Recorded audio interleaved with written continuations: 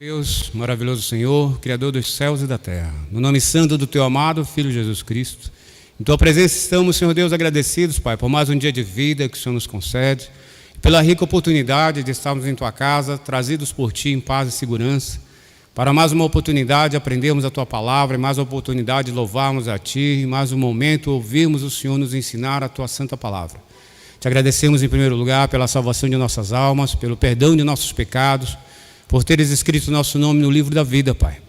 E acima de tudo, Pai, pela importância que o Senhor tem em nossas vidas, nós te agradecemos porque sabemos que sem Ti nada somos e nada podemos fazer. Por isso, Deus eterno, viemos à Tua casa para aprender a Tua palavra, para sermos instruídos e sermos ensinados, e que o Teu Santo Espírito, Senhor Deus, nos elucide, tire todas as dúvidas que possamos ter, para que possamos fazer a Tua obra com intrepidez, com sabedoria e com a unção que o Senhor tem a cada um de nós, Pai. Te pedimos ainda que tire de nossa mente tudo aquilo que possa atrapalhar a nossa concentração, que seja posto por terra toda a tentativa do inimigo de atrapalhar os nossos estudos desta manhã. Ó Deus eterno, te pedimos ainda que traga em paz e segurança aqueles que estão a caminho, para que juntos, Senhor Deus, adoremos o Teu santo nome, para que juntos aprendamos a Tua palavra, para que juntos saiamos daqui nesta manhã preparados, transformados, guiados por Ti, para fazermos a Tua obra conforme o Teu querer e a Tua vontade. Deus eterno, dirige cada um nesta manhã, dirige este trabalho, Senhor Deus. Ser com cada um dos professores como canais de bênção em nossas vidas, para que o Teu nome seja glorificado. Ó Deus eterno, faz segundo o Teu querer nesta manhã, opera grandiosamente em nossas vidas. É o que te pedimos e agradecemos no nome santo do Teu amado Filho Jesus Cristo. Amém, Jesus. Amém. Poder sentar? Vamos louvar ao Senhor com o hino de número 156 da nossa harpa. 156. O bom pastor comigo está, meus passos Ele guiará. Amém? Em nome de Jesus, para isso estamos aqui nesta manhã, para que o Senhor conduza os nossos passos, né? Conduza a nossa mente, nos capacite para fazermos a sua obra como Ele quer. Amém? Vamos fazer mais uma oração. Na sequência estaremos então fazendo nossa aula desta manhã. Quero convidar a nossa irmã Júlia para vir fazer esta oração aqui em nome de Jesus.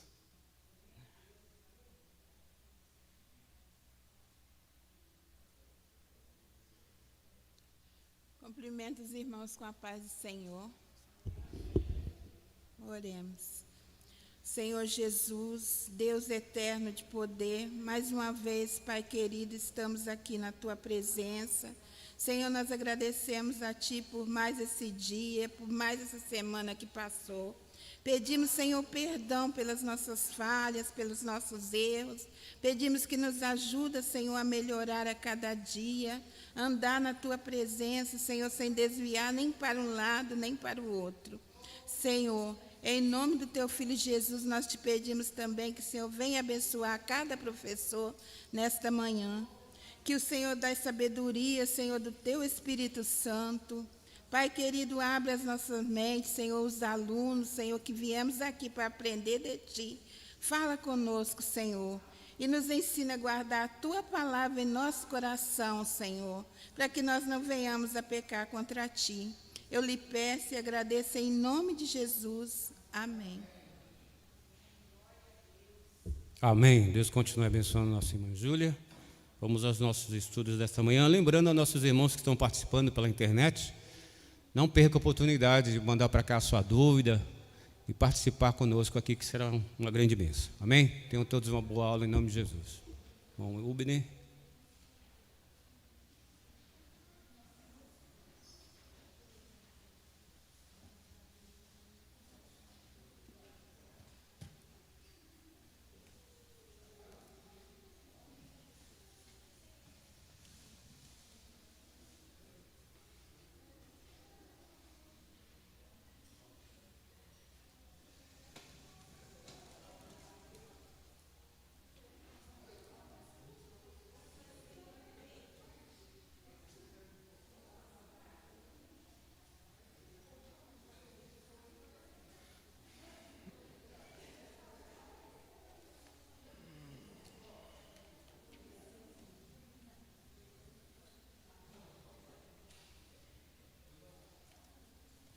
A paz do Senhor a todos os irmãos e a todos que estão também assistindo online.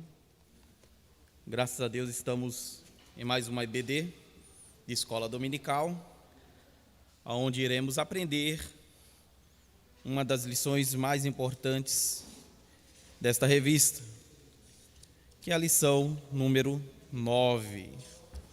Você que tem a revista de Escola Dominical pode abrir na lição número 9. E é importante salientar que essa lição número 9, ela também está ligada à lição número 11. Mas como não chegamos na lição número 11, vamos falar hoje, citar sobre a versão ou a lição número 9. E graças a Deus que estamos mais um dia, né? Deus dê-nos saúde e graça para estarmos mais uma vez nesta EBD.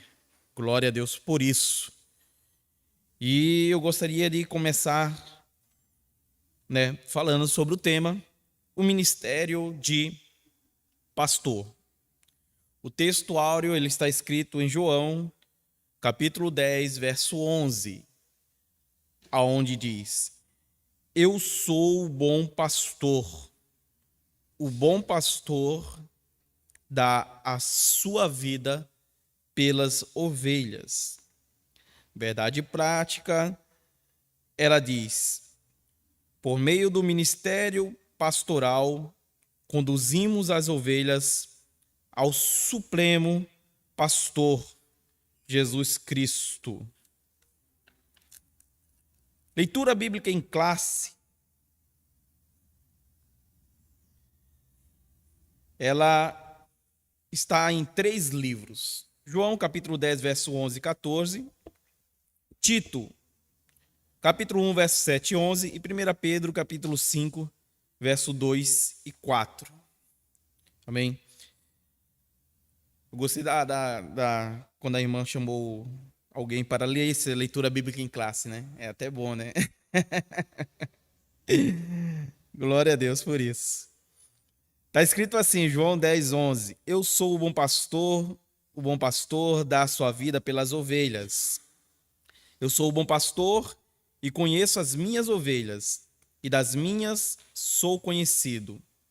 Em Tito, capítulo 1, verso 7, a seguir diz: porque convém que o bispo seja irrepreensível, como despenseiros da casa de Deus, não soberbo, nem iracundo, nem dado ao vinho, nem espancador, nem cobiçoso, nem de torpe ganância, mas dado à hostilidade ou hospitalidade, amigo do bem, moderado, justo, santo, temperado ou temperante, retendo firme a fiel palavra, que é conforme a doutrina, para que seja poderoso tanto para admoestar com a sã doutrina, como para convencer os contradizentes.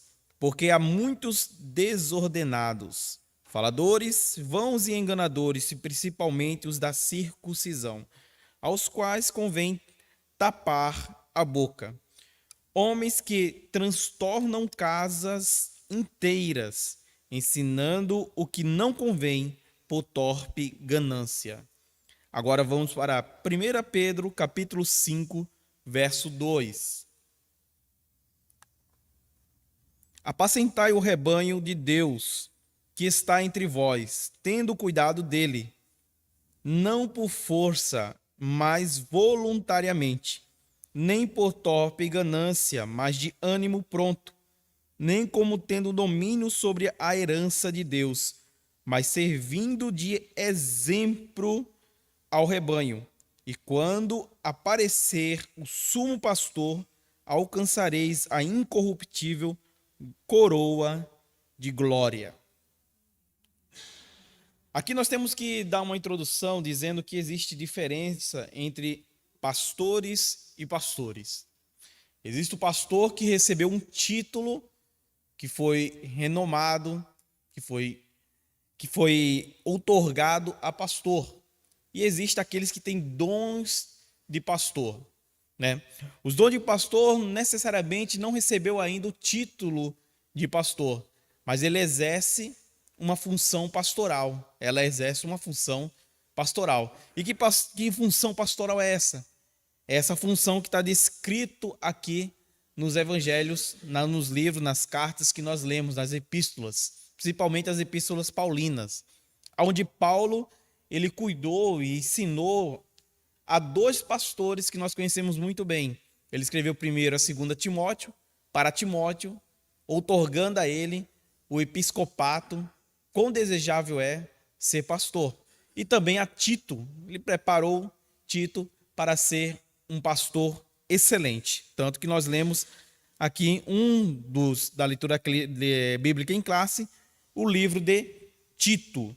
Mas o interessante da palavra pastor é que nós vemos algo intrigante, que é a sua palavra traduzida aqui para o português. Nós vemos que na parte da palavra pastor, né, em hebraico e em grego, ele tem umas conotações. Em hebraico ele está escrito 77 vezes, e depois eu vou escrever para vocês. Mas o que eu queria citar para vocês é que o modelo atual nosso, ministerial, qual que é? O nosso modelo atual e ministerial, ele começa com pastor. Né?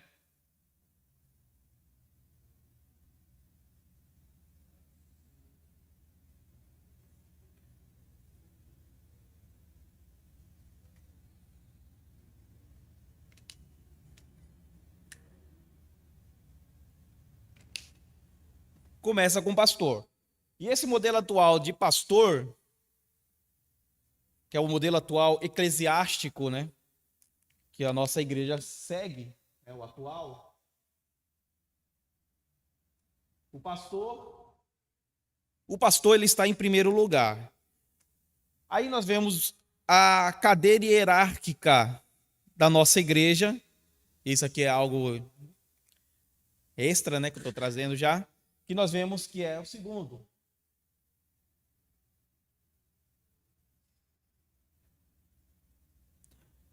Evangelista.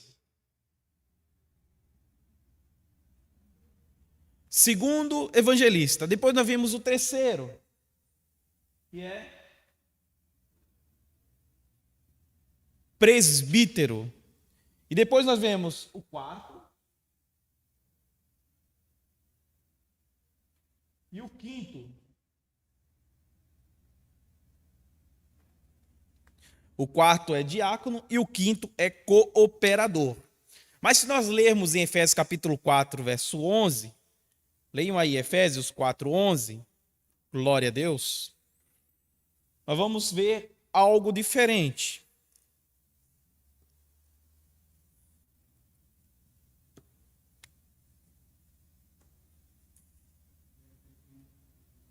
Quem encontrou pode ler para nós.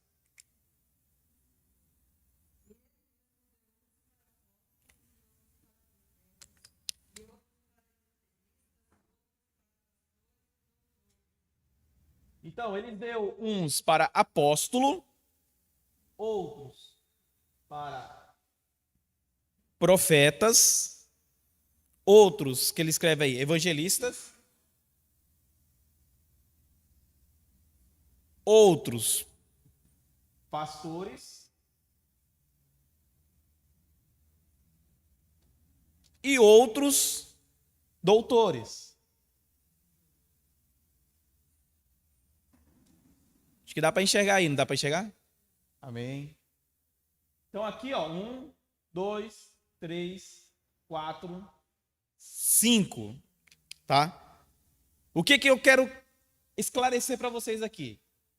No modelo de Efésios 4:11, que é o modelo inicial, aquele modelo depois da morte de Cristo, da nova aliança, existiam ainda os apóstolos vivos, né? Então, a hierarquia deles era apóstolo, profeta, evangelistas, pastores e doutores. Eles eram classificados em quê? Além da importância, né? Existe a importância dos apóstolos, que são os 12 apóstolos, né? Ao qual 11 foi designado por Cristo, um já tinha morrido, que era Judas, e foi colocado outro no lugar. Então, os 12 apóstolos. Aí nós vemos os profetas, que no Novo Testamento tinha também profeta, né? Nós vemos até profetisas, mulheres, no Novo Testamento, em Atos Apóstolos, né? As duas filhas de um grande homem de Deus. Evangelistas, por quê? Porque estavam divulgando a palavra de Deus, o evangelho do Senhor, e um dos evangelistas principais era Barnabé, né? Era um dos evangelistas principais. Barnabé, tá? E aí nós vemos as pessoas que ficavam no local, né? Na região local, geograficamente, que eram os pastores e doutores. Então eles ficavam na igreja local. E esses outros têm a missão de espalhar a palavra de Deus dos quatro cantos da terra. Os doutores, eles estão dentro da classe da EBD, porque são os mestres. Por isso que quando você pega a revista de escola dominical, o que está escrito na revista de escola dominical? Mestre. Agora está escrito professores. Mas era mestre. Então, por quê? Porque os doutores são os que ensinam, não só na escola dominical, mas em todos os âmbitos de trabalho na igreja que nós congregamos. E o pastor, além de ensinar, ele corrige, né? Ele puxa, né? Tem o seu cajado, né? Que o cajado dele é um formato meio assim, é o cajado dele. E o que ele faz? Ele exorta aqui no cajado dele, e em cima ele acolhe.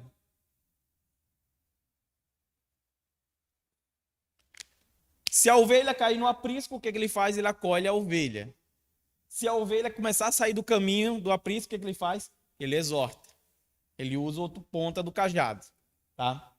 Mas outra coisa interessante que nós podemos ver aqui é que nós temos nos dias atuais pastor, evangelista, presbítero, diácono e cooperador. Porém, os três aqui, presbítero, evangelista e pastor, pode exercer a função de pastor. Vai depender se ele tem o dom pastoral. Porque pastor não é título. Se você consagrar um homem só porque ele tem muito dinheiro, muita riqueza, e traz esse dinheiro, essa riqueza para a igreja, faz doações, e por isso o pastor, para não perder ele, consagra ele, já está errado. Porque tem que ver se ele tem esse dom pastoral. Porém, nós sabemos que acontece isso. Como estamos na escola dominical, eu posso falar sobre isso. Então, se acontecer isso, o que vai acontecer? A pessoa é levado a pastor, mas as ovelhas vão perceber que ele não tem esse dom de pastor. Ele não tem o dom pastoral. Porque a Bíblia diz que a ovelha sabe a voz do seu pastor. Tem um vídeo no YouTube, não sei se vocês já viram, um monte de gente reunido num campo, num aprisco, cheio de ovelha, e todo mundo chamando as ovelhas. E as ovelhas não atendiam aquelas pessoas que estavam lá ao redor da cerquinha do aprisco. Não atendia ninguém. De repente chegou o pastor e chamou as ovelhas. Venha. Elas veio enfileirada, porque ela sabia até a posição que ela poderia vir atrás do pastor. Mas todos aqueles que estavam assistindo, chamando a ovelha, elas não estavam nem aí. Porque ela estava dentro do conselho pastoral. Ela sabia a voz verdadeira do pastor. Ela não ouvia qualquer um. Ela ouvia apenas o pastor. E é isso que dá no texto da leitura bíblica de classe aqui, ó. Que ele fala aqui para Tito, né? Paulo fala para Tito, ó. Porque há muitos desordenados, faladores, vãos e enganadores. Tito 1, verso 10. Ele fala, principalmente os da circuncisão, os quais convém tampar a boca, homens que transtornam casas inteiras, ensinando o que não convém, por torpe ganância. Então, a pessoa que muitas vezes não tem o dom de pastor, exerce a função por torpe ganância. Porque eles querem usufruir das ovelhas, sugar a ovelha. E isso aí não é, na verdade, um pastor. São lobos devoradores. E a Bíblia diz que é para tomar cuidado também sobre isso. Mas olha que interessante. Interessante aqui na palavra pastor, que nós encontramos aqui, nós temos também algo para refletir, que é, se nós tirarmos o R do pastor, ele só fica a palavra pasto. E o que é pasto? É onde as ovelhas se alimentam. É a graminha. Então, o que a palavra R acrescenta? Acrescenta o pastor, um mentor, um coordenador, um líder, que está sempre na frente para dar pasto à ovelha, pasto vertejante. Esse R aqui é importantíssimo, para ele vir dar pasto à ovelha, para dar coisas verdejantes à ovelha, coisas boas à ovelha. Então, sem o pasto, o pastor não existe. Para o pastor existir, precisa ter o pasto. Com pasto, acrescentando R, o pastor existe. Então é isso que nós temos que prestar bem atenção nessa parte da lição. Que o pastor, ele sempre vai dar a vida às suas ovelhas. Bem? Então vamos lá, alguma dúvida aí? Perguntas, acrescentações, dúvidas? A revista Escola Dominical, ele fala aqui na introdução: ser pastor sempre foi uma tarefa árdua, mas são as demandas internas e externas da igreja local, entre elas o cuidado para com as pessoas do rebanho, visita a enfermos, questões relacionadas à administração eclesiástica e o constante desafio de se dedicar à oração, à pregação e ao ensino da palavra de Deus. O dia a dia do pastor é desafiador a quem é vocacionado por Deus para apacentar. Somente pela graça e o amor do Pai é possível encarar tão grande responsabilidade. Por outro lado, uma liderança madura e servidora é imprescindível ao desenvolvimento da igreja local. Assim, a lição de hoje abordará esse importante ministério. Olha que legal. Logo na introdução, ele fala aqui alguns serviços do pastor, que ele é, entre elas, cuidado para com as pessoas do rebanho. Ele cuida das pessoas do rebanho, ele cuida da igreja. Por isso nós temos também o culto de ensino, e muitas vezes o culto de ensino, que é numa quarta-feira, é transformado num domingo. Ele estende o ensino da quarta-feira no domingo, e esse culto de ensino é necessário. A igreja precisa ouvir a voz do pastor. E não só ouvir, precisa ter a presença do pastor, a presença pessoal do pastor. E ouvindo a ovelha, o pastor, ela se sente cuidada, né? Quão bom é que nós sentimos, né, esse sentimento de ser cuidado pelo pastor. Outra coisa aqui da introdução: visita os enfermos. Sabemos que a parte de visitar os enfermos, além dos presbíteros, que a Bíblia fala, né? Se está enfermo, que a Bíblia fala, chama os presbíteros.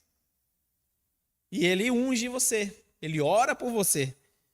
Também o pastor está também nessa outarguia de visitar os enfermos. Questões relacionadas à administração eclesiástica. Imagine, uma igreja enorme e o pastor administrar cada questão eclesiástica, cada setor eclesiástico, né? Cada lugarzinho eclesiástico. Por isso que eu indico o livro do pastor Osmar, Liturgia, que eu não trouxe hoje. É muito bom esse livro, Liturgia. A pessoa que quer conhecer um pouco das obras eclesiásticas, do que a igreja faz, como faz, os cultos de ceia, culto de missões, cultos normais, a parte de colher as primícias, assistência social. Tem tudo isso aí no livro de liturgia do pastor Osmar José da Silva, nosso pastor presidente. Então é recomendável grandemente todos adquirirem ele. Aqui nós encontramos também constante desafio de dedicar-se em oração. Nós temos campanhas de orações, nós temos aquele relógio 24 horas da oração, onde todos nós participamos. Isso é importante para a igreja, para se aproximar mais de Deus. A pregação e ao ensino da palavra de Deus. Tem o ensino no domingo e a pregação, que é mais incisiva no domingo. E ao mesmo tempo acolhedora. Na quarta-feira, um ensino mais exortativo, para que nós venhamos se orientar. Talvez nós temos no caminho errado, e uma gíria que o nordestino usa, se oriente, rapaz. Então nós temos que se orientar, às vezes. Isso é uma gíria muito boa que o nordestino usa, que devia ser usada aqui. Então a palavra-chave que está aqui o pastor, ele é o quê? Um guia espiritual. Ele guia você espiritualmente para Deus. Ah, que interessante, né? Ele guia você espiritualmente para o Pai.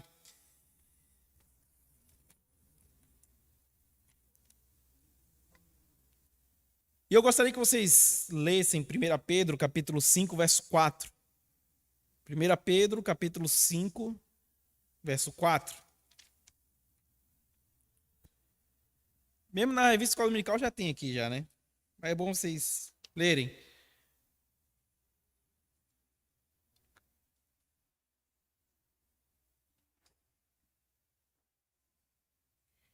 Pode ler, 1 Pedro 5, 4.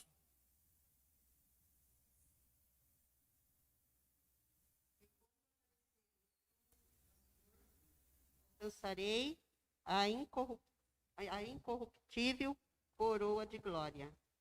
Olha que interessante, né? E quando apareceu o sumo pastor, alcançareis a incorruptível coroa de glória. Aqui ele já está dizendo, Pedro, sobre o sumo pastor. E quem que é esse sumo pastor? É Jesus Cristo.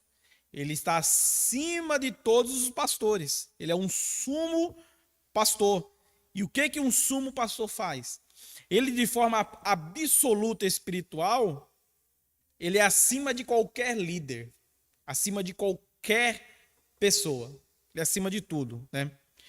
Hebreus capítulo 8, verso 1 e 6. Leem para nós aí. Hebreus capítulo 8, verso 1 e 6.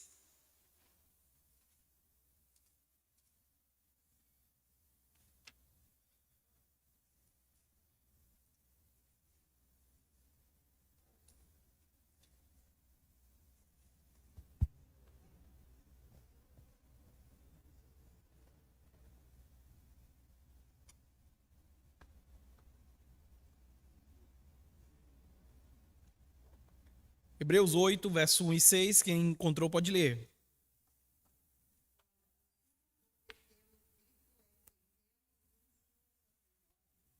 Tal que está sentado nos céus, à destra do trono da majestade, ministro do santuário e do verdadeiro tabernáculo, o qual o Senhor fundou e não o homem, porque todo sumo sacerdote é constituído para oferecer dons e sacrifícios pelo que era necessário, que este também tivesse alguma coisa que oferecer. Ora, se ele estivesse na terra, nem tampouco sacerdote seria, havendo ainda sacerdotes que oferecem dons segundo a lei, os quais servem de exemplar e sombra das coisas celestiais, como Moisés divinamente foi avisado, estando já para acabar o tabernáculo, porque foi dito, olha, faze tudo conforme o modelo que no monte se te mostrou. Mas agora alcançou ele ministério tanto mais excelente quanto é mediador de um melhor concerto, que está confirmado em melhores promessas. Olha que bênção, né? Tem uns mistérios aí nesse livro aí, em Hebreus 8:1 até o verso 8. Nós temos que atentar bem quando nós lemos ele. Né? É perigoso até você falar em línguas estranhas quando você lê esses versículos bíblicos. Por quê? Primeiro, quando você lê o versículo primeiro, ele fala o quê? Que existe um sumo sacerdote assentado nos céus, à destra do trono da majestade. Então, o sumo sacerdote aqui, que é o Cristo Jesus, está sentado aqui, ó, no céu, no trono do lado da majestade, que é Deus. Está aqui assentado, Jesus Cristo. E nós estamos aqui, ó, do lado. Cheio de probleminhas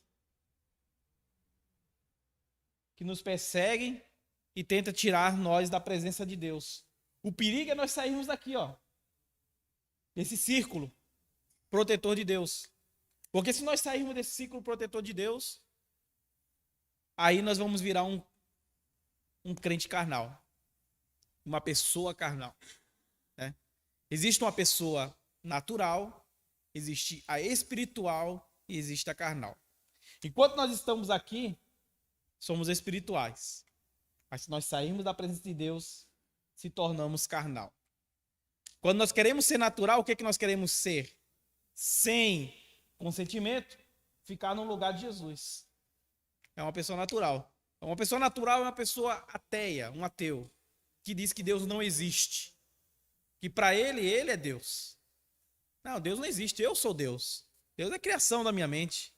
Né? Ele não tem essa experiência que nós pentecostais temos.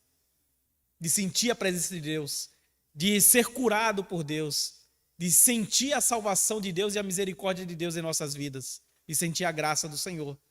Porque a Bíblia fala que pela graça nós somos salvos por meio da fé. E a fé salvífica não é uma fé natural. Porque isso não vem de nós, é dom de Deus. Deus presenteou a cada um de nós.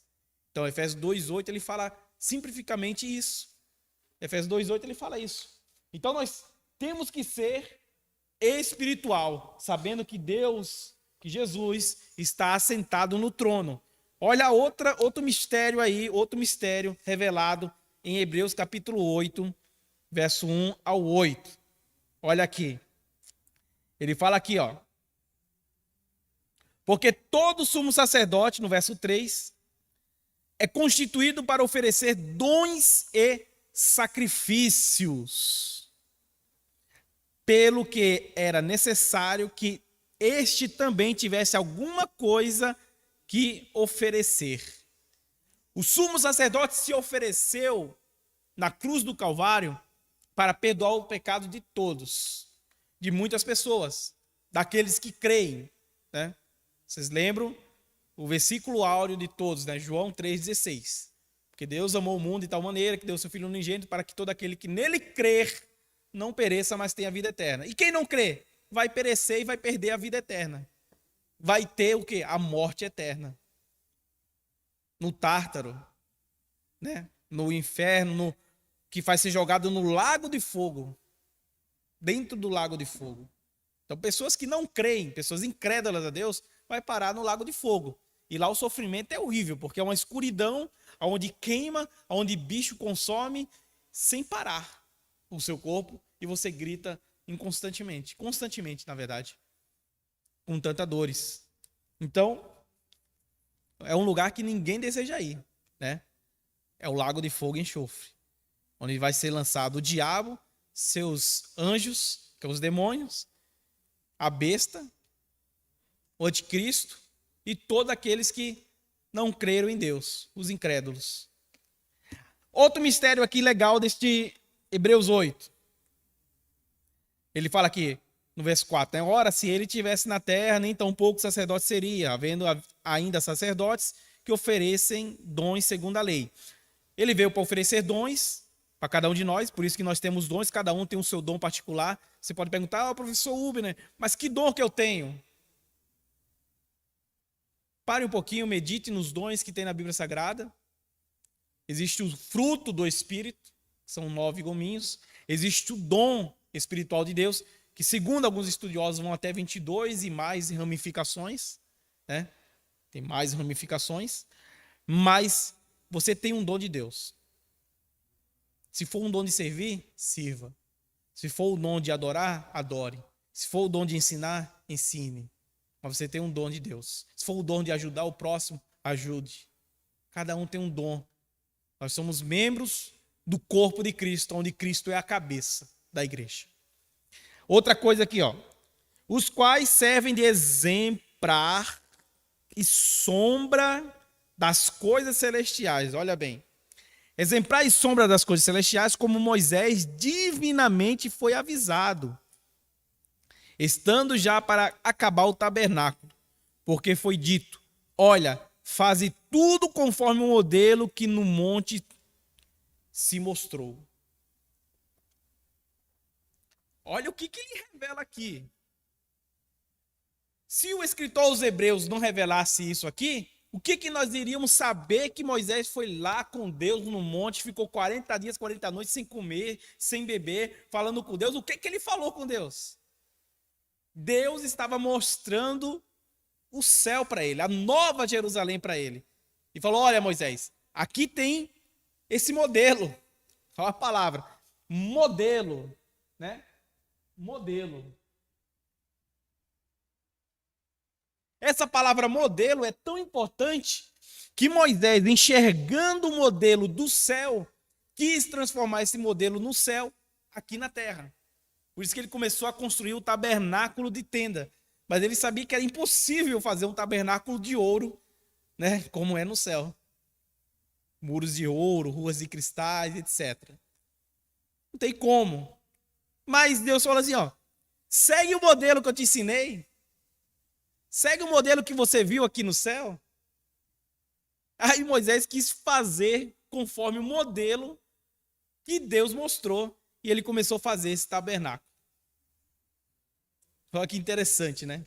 Imagine você na pele de Moisés vendo o modelo que Deus tinha mostrado para você trazer a responsabilidade de construir esse modelo aqui na terra. É uma grande responsabilidade. É bem complicadinho, hein?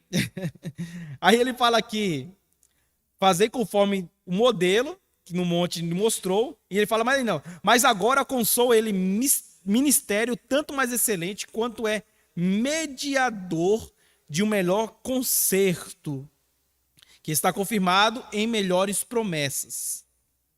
Porque se aquele primeiro fora irrepreensível, nunca teria buscado lugar para o segundo, porque repreendendo-os lhes disse, eis que virão dias, diz o Senhor, em que com a casa de Israel e com a casa de Judá estabelecerei um novo concerto. E que concerto é esse? É o concerto da nova aliança, da dispensação que estamos vivendo, da quinta dispensação, da nova aliança, que é o tempo da graça, que não foi de graça, custou um alto preço na cruz do Calvário. Então nós estamos nesse tempo da graça. Então o sumo pastor, o sumo sacerdote, ele está exemplificado aqui nestes versículos bíblicos. E para complementar isso aqui, nós vamos ler João capítulo 10, verso 9. João capítulo 10, verso 9.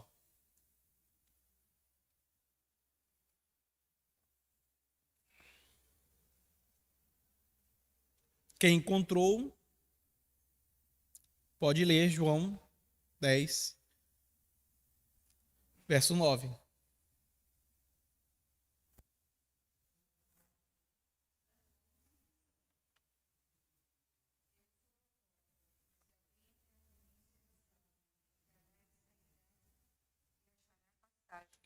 Olha bem, eu sou a porta, disse Jesus. Se alguém entrar por mim, salvar-se-á, e entrará, e sairá, e achará pastagem. Aqui nós vemos aqui 3 pontos muito interessante? Que uma vez você estando no aprisco de Jesus, né? No aprisco de Deus, vamos colocar aqui.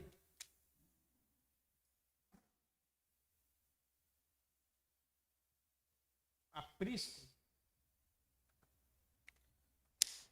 Você estando dentro do aprisco do Senhor, você é livre da escravidão e do medo. Livre da condenação eterna. E como nós encontramos que nós somos livres da escravidão, livre da condenação eterna? Nós vamos ler Romanos capítulo 8, verso 1. Romanos capítulo 8, verso 1, quando nós vamos ler ele aqui, nós vamos ver o que está escrito lá, Romanos 8, 1. Portanto, agora, nenhuma condenação há para os que estão em Cristo Jesus, que não andam segundo a carne, mas segundo o Espírito. Então, quando você está no aprisco, o que há? Há isso aqui, ó. Romanos 8:1, que diz o quê? Que somos livres da condenação eterna. Livres. Então, nós vemos isso aqui, que somos livres da condenação eterna. Isso baseado em João capítulo 10, verso 9, que nós lemos sobre o sumo sacerdote. Nós estamos na primeira parte ainda. Quando nós vemos essa parte, que nós somos livres, quando estamos no aprisco do Senhor, porque a porta está aberta, nós entramos nela, e quando nós saímos dela, achamos pastagem. Outra coisa interessante que tem em João 10, verso 9, é que no aprisco do Senhor, somos livres também da escravidão do medo e do pecado. Da escravidão do medo e do pecado. Primeiro, nós somos livres da condenação eterna. Segundo, somos livres do medo e do pecado. Como que nós somos livres da escravidão do medo e do pecado? Você sendo livre da escravidão do medo e do pecado, não significa que você terá medo um dia, você terá medo. Não significa que você pecará um dia, né? A Bíblia fala que em João, 1 João capítulo 2, verso 1, filhinhos, não pequeis, mas se pecares, há um advogado no céu que vai julgar suas causas, né? Existe um advogado chamado Jesus Cristo que julgará as nossas causas, mas como somos suscetíveis a pecar, existe a parte da escravidão, que o mundo está escravo do pecado. Por quê? Porque eles pecam naturalmente. Eles estão escravos, eles estão cegos espiritualmente. Coríntios, capítulo 4, verso 2, ou capítulo 2, verso 4, ele diz que os deuses deste século cegaram o entendimento dos incrédulos. Cegaram. Os deuses com D minúsculo e um S no final, cegaram o entendimento dos incrédulos. Ou seja, os demônios cegaram o entendimento dos incrédulos. Por quê? Para que eles não vejam a luz de Cristo Jesus. Como que eles vão enxergar se eles estão cegos? Por isso que o acesso especial de Cristo Jesus é através da pregação do Evangelho, através do pastoreio e através do ensino da palavra. Porque o Espírito Santo vai entrar dentro da pessoa através de quê? De ouvir e ouvir a palavra de Deus. Por isso que quando você chega em Apocalipse, ouça o que o Espírito diz à igreja. Sempre está escrito lá. Ao anjo da igreja tal. Por que é o anjo da igreja tal? Porque a igreja é pastoreada por um pastor, e esse pastor é considerado um anjo para os céus. Aí quando Deus vai direcionar o anjo da igreja tal, ele joga a responsabilidade para o pastor. Por que ele joga a responsabilidade para o pastor? Tem um texto bíblico aqui, logo na leitura diária que nós lemos, Zacarias capítulo 11, verso 17. Lê lá, Zacarias 11, 17. É um tapa na cara das pessoas que são irresponsáveis pelo rebanho. Nós sabemos que o rebanho constantemente está em movimento. Tem uns insatisfeitos, tem outros satisfeitos, tem outros alegres, tem outros tristes. Mas quem está no controle deste rebanho é o pastor. Quando o pastor controla de forma especialmente para Deus. Olha aqui o que está escrito em Zacarias capítulo 11, verso 17. Quem encontrou pode ler para nós, por favor.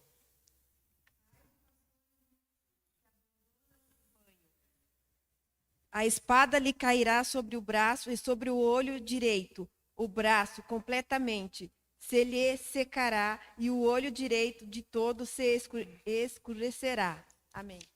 Olha aí. Ai do pastor inútil.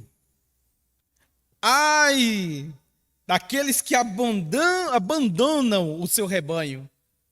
A espada cairá sobre ele, sobre o braço, sobre o olho, cegará completamente.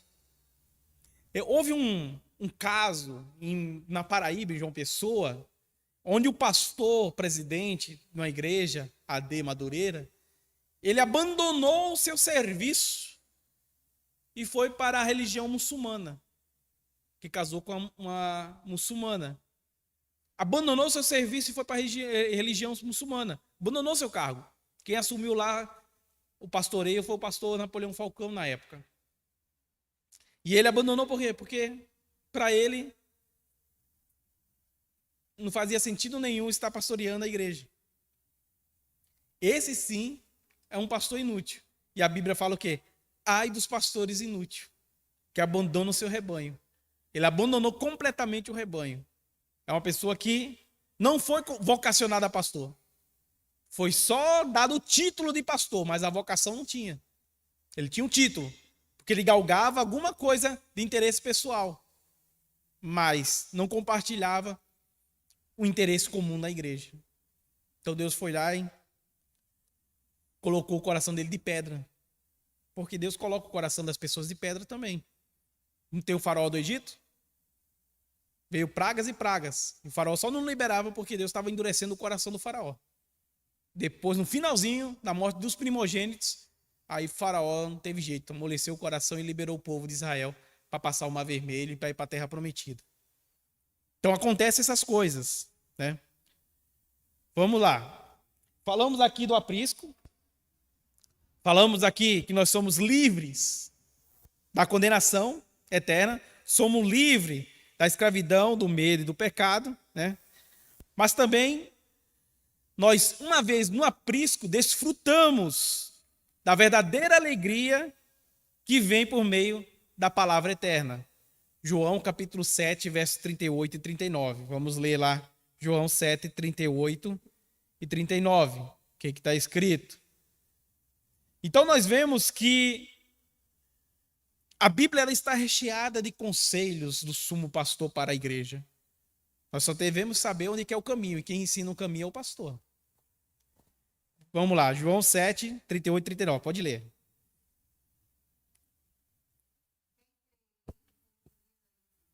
Rios de água viva correrão do seu ventre.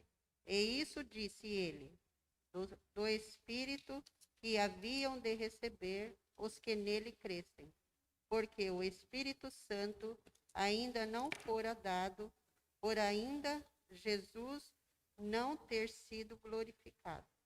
Olha aí, né? Quem crê em mim, como diz as Escrituras, rios de água viva correrão no seu ventre. Imagine aquela coisa gostosa que você sente no seu ventre. É como você pegar uma montanha-russa e descer aquela montanha-russa com tudo, ó.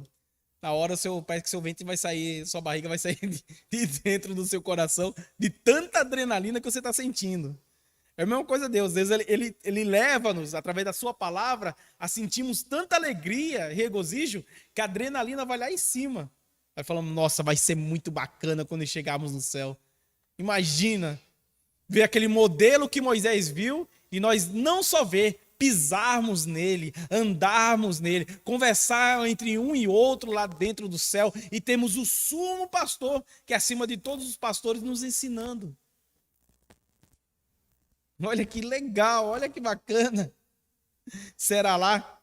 E ele fala aqui também, ó, isso disse ele do Espírito, com E maiúsculo, que é o Espírito Santo, que havia de receber os que nele crescem, porque o Espírito Santo ainda não fora dado, por ainda Jesus não ter sido glorificado. Ou seja, Jesus estava na terra, ensinando a todo mundo, o Espírito Santo não tinha descido. Aí ele falou em João 14 que quando ele for, enviaria o Consolador, que era o Espírito Santo. E esse Espírito Santo daria água viva que ia correr dentro de você, dentro de nós. Então esse Espírito Santo nos move, que nos movimenta dentro de nós. E glória a Deus por isso, né? Aleluia, e glórias a Deus por isso. Então aqui nós falamos já bastante sobre o sumo pastor e vamos para segundo tópico.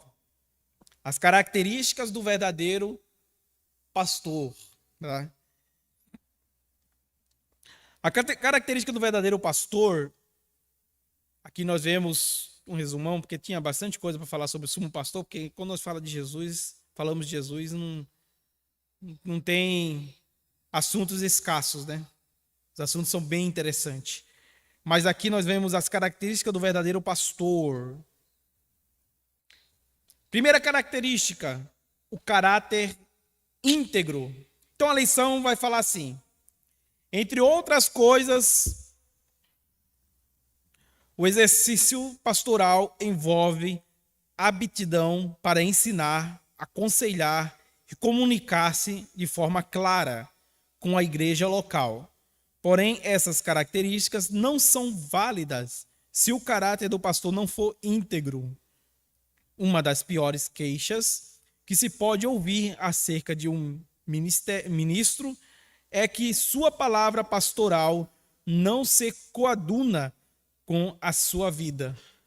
Como pode o líder falar sobre honestidade e ser desonesto, de simplicidade e mostrar-se esbanjador, de humildade e comportar-se soberbo?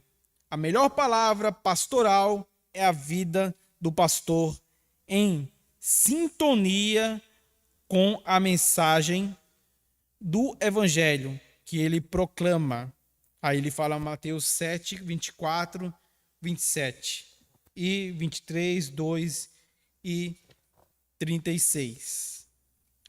Então aqui nós vemos que existe algo importante na vida do pastor, que é a sintonia em proclamar o evangelho de Cristo. Vamos ler Romanos capítulo 2, verso 21 a 24. Romanos 2, 21 e 24.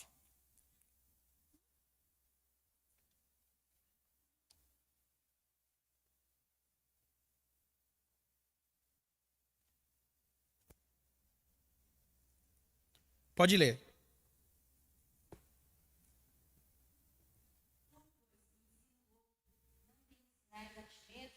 Tu que pregas e que não deve furtar e furtas, tu que dizes que não se deve adulterar e adulteras, tu que abominas os ídolos, cometes sacrilégio, tu que te glorias na lei, desonra a Deus pelas transgressões da lei, porque, como está escrito, o nome de Deus é blasfemado entre os gentios por causa de vós. Olha aí. Então ele é bem claro aqui, Paulo, quando ele fala em Romanos capítulo 2, verso 21 a 24, sobre a parte do ensino. Ele tem que ter sintonia com a parte da vida. Não adianta a pessoa pregar para você ser bom, sendo a pessoa má. Não adianta. E o que nós vemos muito de problemas aí é o quê? É de pastores, que são ótimos pastores, mas são péssimos pais, né? Não cuidam bem da família. O pastor ele precisa ter esse tempo com a família. E a igreja, a ovelha do Senhor, precisa entender que o pastor precisa ter um tempo com a família. Precisa viajar, precisa ficar junto com a família. Porque a família, ela é uma das coisas mais importantes. A Bíblia Sagrada coloca ela como a segunda coisa mais importante da vida é a família. A primeira é Deus. A segunda mais importante é a família. Por quê? Porque se você negou a família, negou a fé e é pior do que o infiel. Então a família em segundo lugar. Deus em primeiro, a família em segundo. Sempre. Então aqui ele fala bem claro, Paulo falando à igreja de Roma, no capítulo 12, verso 21. Você que ensina aos outros, por que é que não ensina a você mesmo? Se afirma que não se deve roubar, por que é que você mesmo rouba? Se você diz que não deve cometer adultério, por que é que você comete adultério? Você odeia os ídolos, mas rouba as coisas dos templos. Você se orgulha de ter a lei de Deus, mas você é uma vergonha para Deus, porque desobedece a sua lei.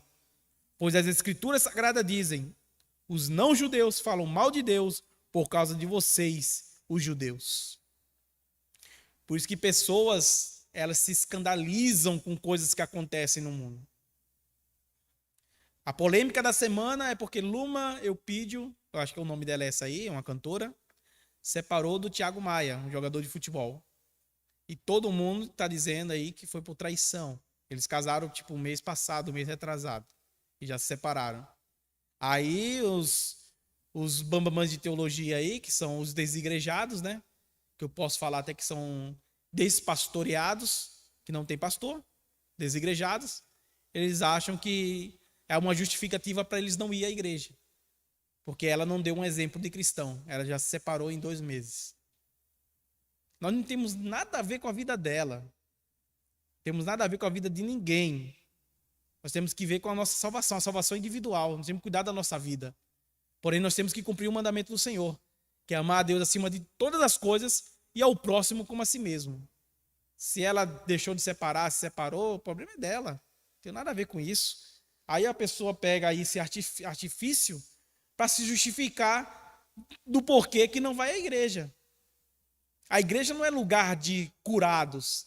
A igreja é lugar de doentes. A igreja não é lugar de pessoas que são perfeitas. A igreja é lugar de pessoas imperfeitas. É aqui que nós se aperfeiçoamos. É aqui que nós se santificamos. É aqui que nós aprendemos a palavra de Deus. Mas tem pessoas lá fora que estão assistindo, talvez, que não compreendem isso. Que não sabem o que é o beabá da Bíblia, o beabá da Escritura e o beabá do aprisco, da igreja. Não sabe o que a igreja passa, o que a igreja vive. Pode falar? Não só lá de fora. Nós temos pessoas dentro da igreja que também faz esse tipo de julgamento, que também se acha acima de todos, porque ele de repente acha que é mais crente ou tem mais intimidade com Deus do que o outro e de repente passa por uma situação, mas nós crentes devemos pensar bem antes de julgar o nosso próximo, porque a gente não sabe o que está acontecendo com ele, né? Então a gente, fica aí de alerta para nós que estamos dentro da igreja também. Com certeza. Então nós vemos isso aí, né? Nós vemos que até dentro da igreja, como diz a professora Edileuza, tem também esse caso de descaso, de pessoas pensarem assim, né? Desprezar um outro porque acha que o dom dele é maior, é melhor. Mas nada. O melhor dom e o maior dom que o Senhor Jesus ensinou é o quê? Servir. Lavar os pés dos apóstolos. Esse é o maior dom. E tem gente que aproveita ainda como Pedro. Ah, o senhor lá lavando meus pés, lava o meu corpo inteiro também. O senhor já está lavando os pés, então deixa eu me ajeitar aqui para o senhor lavar também meu corpo, meu cabelo. Coloca um shampoo aí da Seda e de outros shampoos de marcas aí, mais ou menos, ou boa, né? Tem pessoas que abusam ainda, né? Como é que pode, né? Isso aí é costume de brasileiro, né? Mas beleza. Vamos lá. Pessoas íntegras, caráter íntegro, ele é... Tanto que ele fala, ele faz. Então ele tem essa sintonia, né? Aí aqui fala o segundo exemplo para os fiéis e os infiéis. O texto bíblico de 1 Timóteo capítulo 3, versos 2 e 3, afirma que o bispo não deve ser dado ao vinho, espancador, cobiçoso, de torpe ganância, contencioso, avarento. A recomendação é que o obreiro seja moderado. A igreja, o corpo de Cristo, precisa contemplar em seu líder sinais claros do fruto do Espírito, tais como autocontrole, mansidão, bondade, amor, aí vai temperança, fé, etc. Essas características denotam idoneidade moral e maturidade espiritual. A mesma postura moral que o pastor atesta aos fiéis deve ser demonstrada igualmente aos infiéis.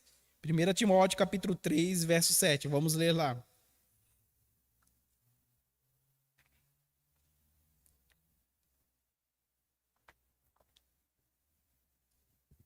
Quem encontrou pode ler 1 Timóteo 3, 7. Testemunho dos que estão de fora, para que não caia em afronta no laço do diabo.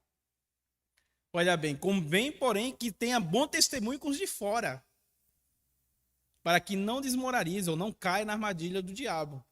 Então a pessoa tem que ter um testemunho aqui dentro, e o testemunho de dentro tem que ser o testemunho mesmo de fora. Como que a pessoa vai chamar você de cristão autêntico se você não tem um testemunho? Então, além de Jesus Cristo e Deus e o Espírito Santo atrair a pessoa para a igreja, também o seu testemunho, ele cativa a pessoa para conhecer a igreja. Não é só a beleza. Esse dia eu estava vendo um blog, esse blog estava falando assim, os templos bonitos do Brasil. E um dos templos bonitos do Brasil estava a foto da Assembleia de Deus da Vila Angélica, nosso ministério. Não sei se vocês já foram lá. É uma igreja rosa e etc. E lá eu estava vendo os comentários. E no comentário a pessoa estava falando assim, manda o endereço da igreja que eu quero conhecer ela. O que atraiu a igreja, a pessoa à igreja? Só a parte bonita da igreja. Porque a igreja é rosa e é uma sofisticação diferenciada, né? Tem uma cúpula, bem assim, um cubo, né? Bem no centro da igreja. Então, só a beleza da igreja atraiu a pessoa. Imagine o nosso testemunho. Imagine o que nós pregamos sem abrir a boca. A nossa vivência. Então, isso atrai as pessoas para conhecer mais de Cristo. Eu recebi um WhatsApp ontem mesmo, recebi um WhatsApp de um amigo pedindo uma ajuda. Falou assim, ajuda eu a se aproximar mais de Deus. Eu não consigo, eu não aguento mais ficar afastado de Deus do jeito que eu estou. Eu quero me aproximar mais de Deus. E eu só consigo me aproximar de Deus de pessoas que estão próximas a Deus. Olha a importância que cada um de nós temos. De ovelha do Senhor, né? Glória a Deus por isso, né? Porque Deus tem dado força para cada um de nós, para estarmos vivos e dando testemunho a essa sociedade que está no mundo imundo, né? Um mundo sujo. Glória a Deus. Aí ele fala exemplo para a família, que nós já falamos aqui, né? E depois ele vai para a parte 3. Tinha bastante coisa para falar aqui. A parte 2, mas vamos pular para a parte 3 por causa da hora, né? Quero terminar pelo menos um pouco antes da hora. A parte 3 fala do ministério de pastor. Ministério de pastor. E aqui nós encontramos o texto que já diz assim, primeira parte, a missão do pastor. O termo pastor, grego, é poimen. Poimen é a palavra grega do pastor, nome pastor, no Novo Testamento, que tem o significado de apacentador de ovelhas. E de acordo com esta definição, podemos afirmar que a principal missão de um ministro é cuidar das pessoas que receberam Cristo como Salvador, dando-lhes alimento espiritual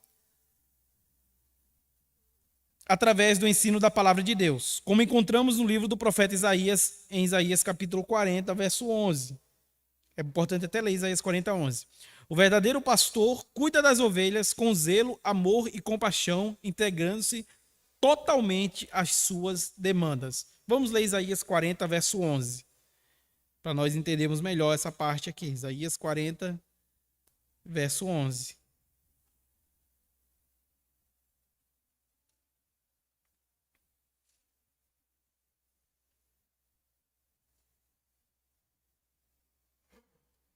Quem encontrou pode ler Isaías 40, verso 11.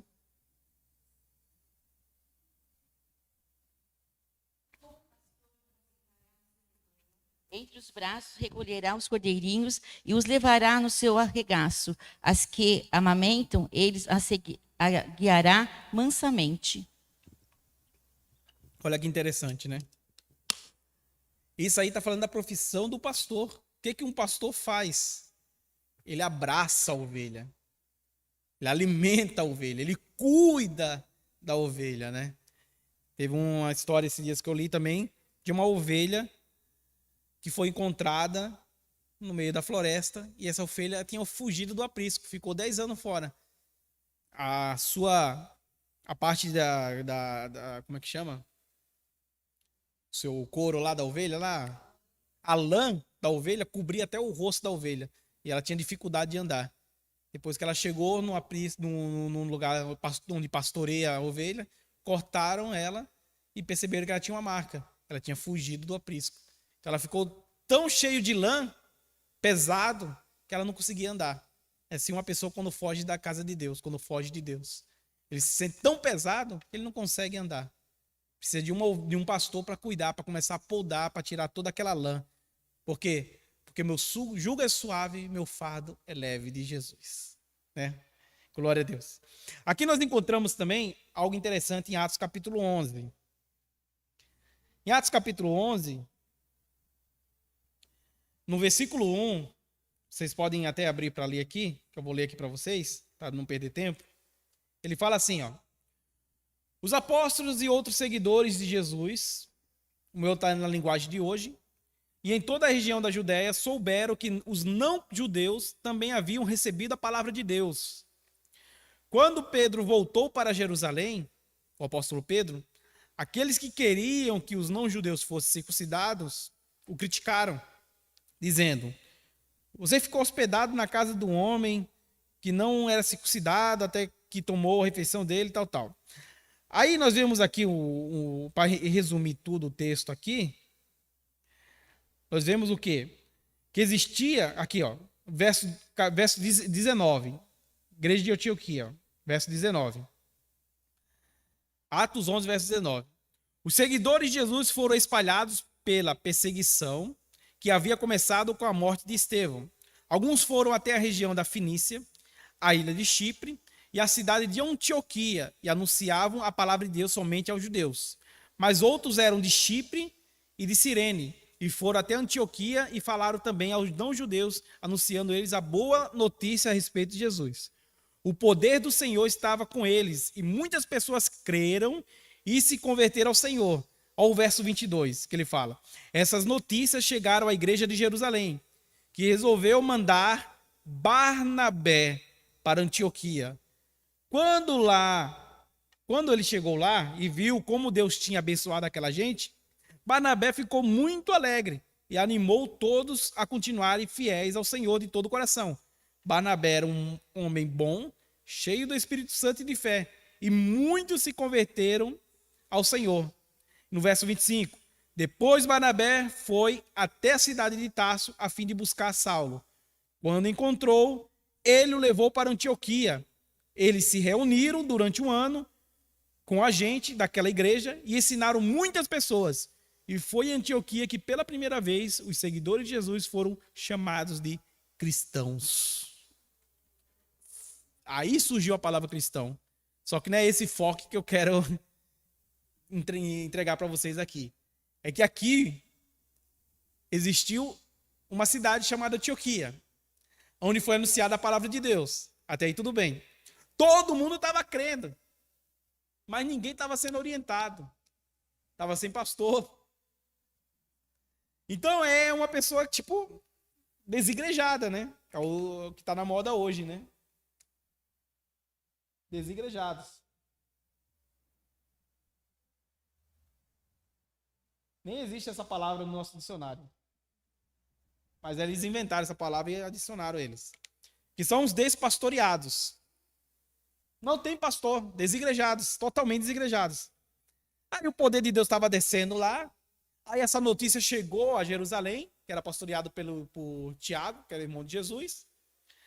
Estava lá e Pedro também ouviu. E o que ele fez? Que Pedro é um dos apóstolos, separou Barnabé. E Barnabé foi lá instruir o povo. Quando Barnabé viu que o povo estava todo alegre, estava ouvindo a instrução, falou, não, eu vou pegar Paulo também. Aí Barnabé voltou e pegou Paulo. A primeira viagem de Paulo, missionária de Paulo, foi aí. Foi quando ele saiu do seu local, ele já havia 14 anos estudando a palavra de Deus, como está escrito em Gálatas. Ele, depois de 14 anos estudando a palavra de Deus, como estava escrito em Gálatas, ele saiu para evangelizar e para ensinar em Antioquia. Isso que, além dos 14 anos que ele estava aprendendo a palavra de Deus, antes de converter, ele era um dos mestres do Sinédrio, um dos 70. Então imagina o gabarito que ele tinha, ensinado por Gamaliel, um dos melhores professores daquela época. Fora isso, ele aprendeu depois da sua conversão, depois do profeta Ananias falar com ele de caminho a Damasco, ele ficou 14 anos estudando a palavra de Deus. 3 anos na Arábia Saudita e outros anos aí em outros lugares. Mas aí nós encontramos o quê? Barnabé chamando Paulo, aqui ó, no verso 25 de Atos 11, a fim de trazer ensinamento para o povo de Antioquia. Então, os desigrejados, o que aconteceram com eles? Eles foram igrejados. Então, eles começaram a ser membros de uma igreja que teria um pastor para ensiná-lo. E Paulo aqui diz, ó, que Paulo ficou 1 ano com eles, 1 ano, ensinando muita pessoa. E foi ali em Antioquia que a palavra cristão foi mencionada. Aí surgiu a palavra cristão. Aí aqui fala aqui também no verso 27, ó. Naquele tempo, alguns profetas foram a Jerusalém para Antioquia. Não só Paulo, tá? Que era o pastor. Um deles, chamado Ácabo, levantou-se pelo poder do Espírito Santo, anunciou: haverá uma grande falta de alimento no mundo inteiro. E isso aconteceu quando Cláudio era o imperador romano. Ele fala a profecia e ainda fala o cumprimento da profecia. Vamos para a conclusão aqui, que não dá mais para concluir, para continuar. O dom ministerial do pastor é concedido àqueles a quem Deus chama para servir ao seu precioso rebanho. A igreja de Jesus está... A igreja de Jesus. Esta acha-se espalhada nas igrejas locais, que reúnem crentes oriundos de todos os lugares do mundo. Eles estão sob os cuidados de líderes para serem alimentados com as palavras de Deus. O objetivo do ministério pastoral é fazer com que o rebanho do Senhor cresça na graça e no conhecimento do Evangelho do nosso Salvador. Portanto, o pastor precisa de graça divina para não fracassar em seu ministério. Oremos pelos pastores, compreendamos as suas lutas e os apoiemos com amor e carinho. E assim nós encerramos a escola dominical. Eu indico alguns livros bíblicos para vocês lerem. Eu trouxe aqui O Sacerdote, de Francine Rivers. É um livro de ficção que escreve sobre a visão de Arão na vida de Moisés. Como que uma ovelha enxerga um pastor. Ele enxergando Moisés como pastor. É um livro muito bom e gostoso de ler. E também o livro de Augusto Nicodemos, Apóstolos, verdade bíblica sobre o apostolado. Será que existe apóstolo hoje? Será que o apóstolo morreu com os 12? Como que é o ministério do apostolado? O que a Assembleia de Deus pensa sobre isso? Ele até elogia o nosso campo e visão teológica da Assembleia de Deus neste livro aqui. Então, Apóstolo é um dos livros indicados para vocês aí que gostam de leitura, tá bom? E esse aqui vocês já estão lendo, né? Dons espirituais e ministeriais, que é da revista que nós estamos dando, tá bom? Que Deus abençoe a todos. Qualquer dúvida, procure um dos professores, o pastor ou o superintendente da escola dominical. Amém?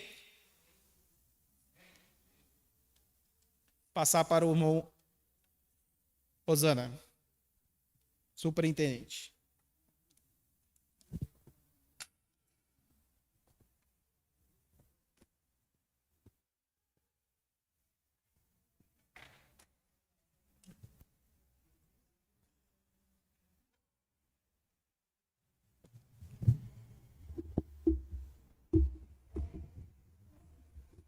Amém, irmãos? Vamos ao nosso encerramento, então. Aula abençoada. Então, enquanto a classe dos jovens se aproxima, vamos fazer a leitura do nosso texto áudio.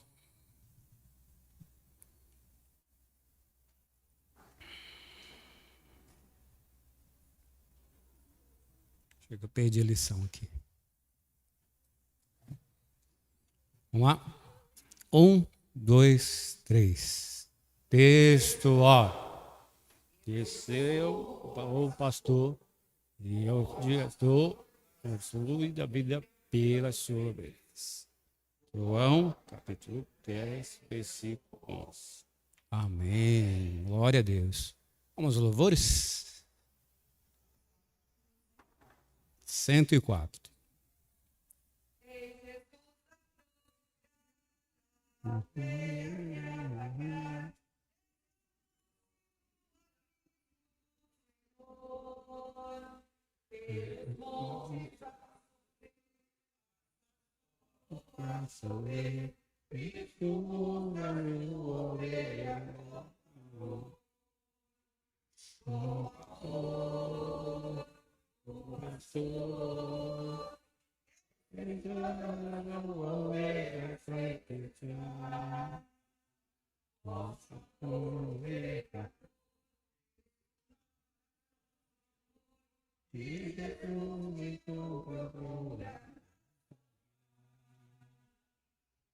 Amém. Glória a Deus. Vamos aplaudir a classe dos adultos. Muito bom. Obrigado, irmã Lourdes. Esse eu não conhecia. Mais um aqui para mim. Esse eu não conhecia ainda não. Vamos ouvir os jovens?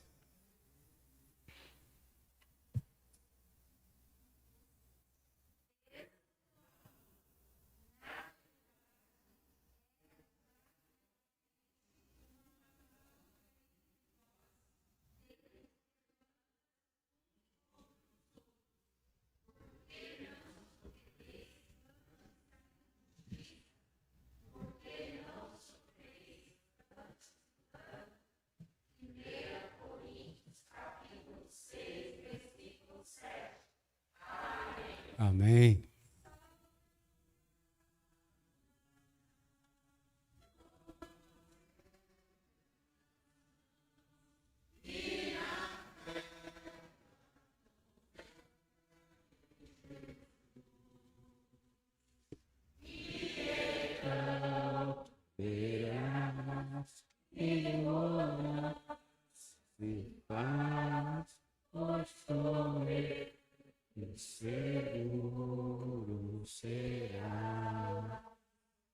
Amém. Glória a Deus. Palmas. Classe dos jovens. Hoje eu observei um pouquinho a classe dos jovens e realmente está bem participativa, né? Bem interação. E esperamos que também a classe dos adultos possa também chegar a esse momento, né, de termos uma maior interação. Claro que elementos novos terão aí, mas com certeza vai ser útil para todo mundo. Eu queria rapidamente comentar a relação que há entre as duas classes ou entre as duas lições aprendidas hoje. Aqui na classe dos adultos nós aprendemos a respeito do pastor, sempre não esquecendo que existe o ofício e existe o dom. E o modelo disso, Jesus. Na classe dos jovens nós aprendemos sobre demanda, discórdia, desentendimento, quando Paulo alerta a Coríntios a respeito dessas discórdias entre os membros, discórdia entre os irmãos. Isso é muito ruim. E nos nossos dias temos vivido isso também. Nós temos presenciado situações onde há pessoas que se degladiam por um cargo, por uma posição na igreja. E de novo, qual é o modelo? Jesus. Então, eu queria compartilhar com os irmãos Provérbios capítulo 14, Provérbios não tem capítulos, né? Provérbios 14, versículo 26, que diz: no temor do Senhor, há firme confiança e será um refúgio seguro para os seus filhos. Tanto aqueles que se dedicam à obra do Senhor, quanto os integrantes de todas as igrejas, da igreja do Senhor, o temor do Senhor faz a diferença.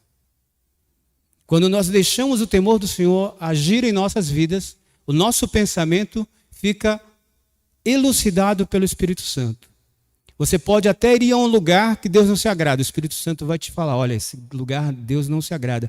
E aí o temor do Senhor vai te dar a condição de decidir se você continua lá ou vai embora. Quando há momentos, né, que muitas vezes se observa, porque o pastor devia fazer aquilo, o pastor devia fazer aquilo outro, porque o irmão fez isso, nós estamos entrando como na situação dos coríntios, olhando para o ser humano. Mas quando o temor do Senhor nos é lembrado pelo seu Santo Espírito, opa, por mais que aquela pessoa que nós estamos avaliando esteja errada, independentemente disso, ele é um servo de Deus. Quem somos nós?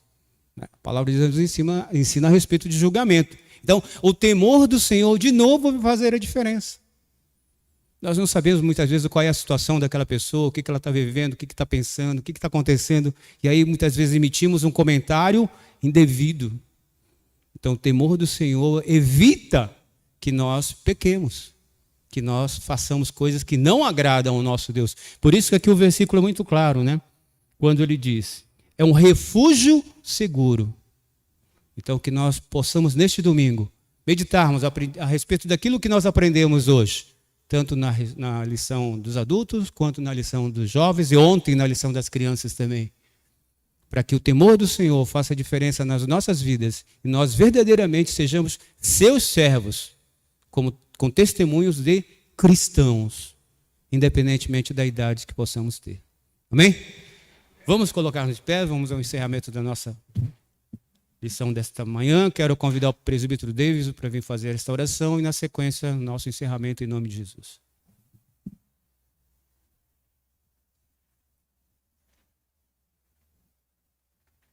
Oremos. Amado e bom Deus, nesta hora de oração, Senhor, te agradecemos, Senhor, por essa maravilhosa escola dominical, Senhor, onde podemos aprender mais e mais da Tua palavra, Senhor. Oh Deus, nos dê um domingo abençoado, Senhor, debaixo da Tua presença, Pai. Abençoe a cada família, Senhor, a qual esteve aqui representada, Senhor, e aqueles que não puderam estar, Senhor, que estão nos assistindo, Pai. Visita, Senhor, em cada casa, Senhor, em cada local, Pai. Oh Deus, nós te agradecemos e te louvamos em nome de Jesus. Amém e amém. Amém. Deus continue abençoando o presbítero Davis. Tenha um bom domingo, abençoado em nome de Jesus. Logo mais à noite, nosso culto abençoado aqui. Amém?